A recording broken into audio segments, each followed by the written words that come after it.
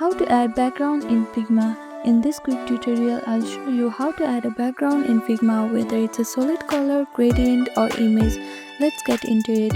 First, make sure you have downloaded Figma on a device. After that, open Figma app. Now open a file or create a new one.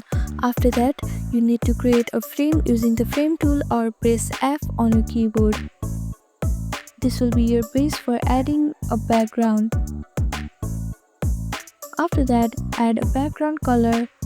Just select the frame, go to right hand fill section and choose a color.